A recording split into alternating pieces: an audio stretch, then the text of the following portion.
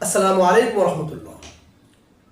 প্রিয় বন্ধুরা, আজ আমি তোমাদেরকে একজন ইনসাফগার শাসকের গল্প শোনাব। যে গল্প শুনলে তোমাদের মধ্যে ইনসাফের গুণ ইনশাআল্লাহ বৃদ্ধি পাবে, তোমাদের মধ্যকার জ্ঞান বৃদ্ধি পাবে। জনক ব্যক্তি বাদশার দরবারে গিয়ে বিচার দায়ের করল যে, মহামান্য বাদশাহ, আপনার সেনাবাহিনীর কোনো এক সদস্য আমার ঘরে ঢুকে আমার বাদীর সাথে জোরপূর্বক জেনায় লিপ্ত হয়েছে। আমি এর সুষ্ঠু বিচার চাই। বাদশাহ ওই ব্যক্তিকে বললেন, তুমি যাও, আবার যদি কখনো তোমার ঘরে ওই সেনা দলের কোনো সৈন্য প্রবেশ করে তাহলে সাথে সাথে আমাকে খবর দিবে। হঠাৎ একদিন ওই ব্যক্তি বাদশাকে খবর দিল যে, বাদশাহ, আমার ঘরে ওই ব্যক্তি আবার প্রবেশ করেছে। তো বাদশাহ রাতের গভীরে ওই ব্যক্তির বাড়িতে গেলেন। এরপরে বাড়ির ভিতরকার বাতি বন্ধ করে দিয়ে ওই দোষী ব্যক্তিকে হত্যা করে ফেললেন।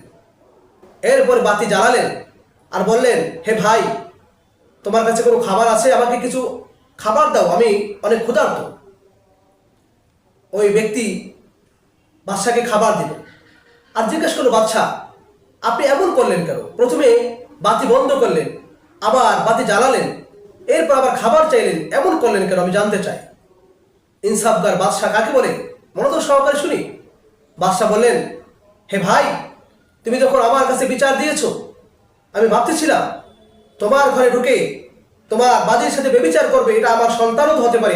এত বড় দুঃসাহস কে দেখাবে আমার সন্তান ছাড়া? তাই যদি আমার সন্তান হয়ে থাকে, আমি যেন দোষীকে কঠিন শাস্তি দিতে পারি, হত্যা করতে পারি। আমার সন্তান হলে যেন মহব্বতের কারণে আমি আল্লাহর দেয়া বিধান থেকে পিছপা না হই, এজন্য বাতি বন্ধ করে তাকে হত্যা করেছি। আর যখন বাতি জ্বালিয়ে দেখলাম যে আমার সন্তান নয়, আমি আহার করলাম এবং আমি প্রতিজ্ঞা করেছিলাম যতক্ষণ না পর্যন্ত আমি ওই দোষীকে হত্যা না করবো ততক্ষণ আহার করবো না। তাই আমি ইতিপূর্বে আহার করিনি, আমি ক্ষুধার্ত, এই জন্য তোমার কাছ থেকে আমি খাবার চেয়েছি, খাবার অন্বেষণ করেছি। প্রিয় বন্ধুরা, এতে আমরা কি শিখতে পারলাম? আমি কোনো শাসক নাও হতে পারি, আমি কোনো উল্লেখযোগ্য ব্যক্তি নাও হতে পারি, কিন্তু আমি তো আমার ঘরের অভিভাবক, আমি ঘরের শাসক। আমি আমার ঘরওয়ালা যারা আছে, আমি যদি প্রতিবেশীর সাথে, আমি আমার বন্ধু বান্ধবদের সাথে ইনসাফ করি, ন্যায় বিচার করি, সুবিচার করি, তাহলে আশা করা যায় আমি মানুষের অন্তরে জায়গা করে নিতে পারবো, মানুষ আমাকে দিল থেকে মহব্বত করবে। আল্লাহ পাক রব্বুল আলামিন আমাদেরকে ইনসাফওয়ালা ব্যক্তি হওয়ার তৌফিক দান করেন।